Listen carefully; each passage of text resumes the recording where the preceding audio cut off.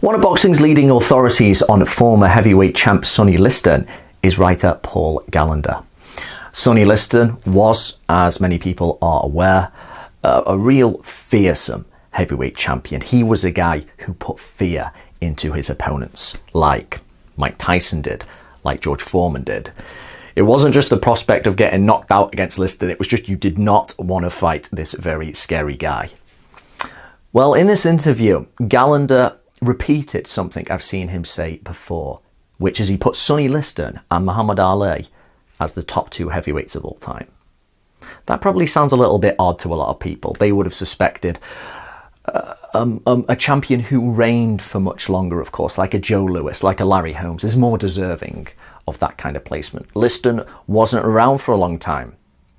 He was very destructive on the way up after being denied a shot for a while, but probably did not have the reign that was needed, that is necessary to be put so high.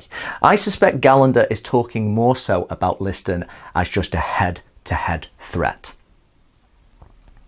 In Gallagher's mind, Sonny Liston may have been born as early as 1919. I don't think many people agree with this. Most people agree that Liston was probably born somewhere around 1930. So that he was about 34, 33 when he fought Cassius Clay. And was probably a little bit on the slide already. But to have him born in 1919 would mean Sonny Liston would have been almost like pushing 50 by the time he lost his title. And that is very difficult to accept. He's probably talking more head-to-head here. And he's not alone in thinking Liston was just that good in terms of natural ability.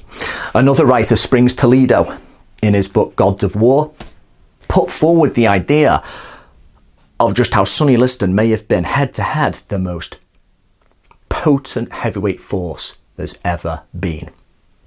And he makes a very good argument. If you look at Sonny Liston, all the things he could do, how well-rounded he was a beast.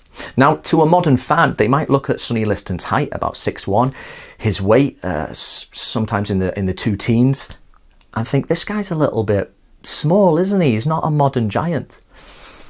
But Liston is a great example of how height and weight do not always show you size. Liston was a big guy. He had an absurd 84-inch reach. That's the same as Lennox Lewis. He had absolute mallets for fists.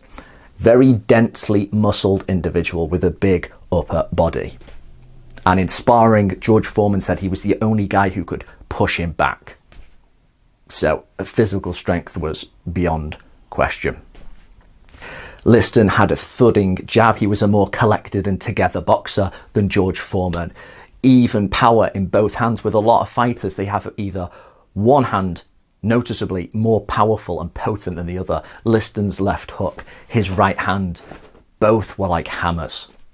If he needed to go 12 rounds, he could, and he had possibly the best left jab of all time. We have our Joe Lewises, we have our Larry Holmes, we have our Lennox Lewises, of course. But in terms of just a thudding jab, Liston's was just like terrible. As people have said, Liston jabbed through you. Look at the footage. Heads would just be rammed back by this absurdly big left arm. Defense-wise, Liston could tuck up.